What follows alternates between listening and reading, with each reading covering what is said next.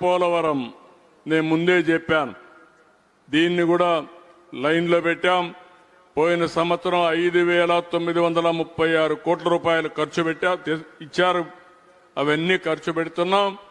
ఎట్టి పరిస్థితుల్లో 2027 జూన్కు కానీ కొద్దిగా లేట్ అయితే డిసెంబర్కి కానీ ప్రాజెక్టు పూర్తి చేసి జాతికి అంకితం చేసే బాధ్యత ఈ ఎన్డీఏ ప్రభుత్వం తీసుకుంటామని ఈ సందర్భంగా హామీ ఇస్తున్నా. జరుగుతుంది, జరిపిస్తాం. అది జరిపించడమే కాకుండా పోలవరం బనకచెర్ల రాష్ట్రానికి రాయలసీమకు గేమ్ చేంజర్గా అవుతుంది. గోదావరిలో నీళ్లున్నాయి. మొన్న కూడా నేను ఒక మాట చెప్పాను, అటు తెలంగాణ వాడుకోవాలంటే వాళ్ళు కూడా వాడుకోవచ్చు, ఆంధ్రప్రదేశ్ మనం వాడుకుంటాం, ఎవ్వరికి ఇబ్బంది లేదు.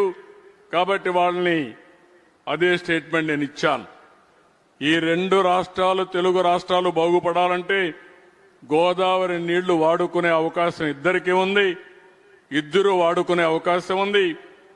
100 సంవత్సరాల చరిత్ర చూస్తే 3,000 టీఎంసీ నీళ్లు సముద్రంలోకి పోతున్నాయి. రెండు రాష్ట్ర ప్రభుత్వాలు వాడుకున్న ఒక 200 టీఎంసీ ఇక్కడ వాడినా, అక్కడ ఒక 200 టీఎంసీ వాడినా దానికంటే ఎక్కువ వాడుకునే అవకాశాలు లేవు. ఆ విషయమే నేను చెప్పాను. దానిపైన వర్కౌట్ చేస్తున్నామని చెప్పి కూడా నేను మీకు తెలియజేస్తున్నా.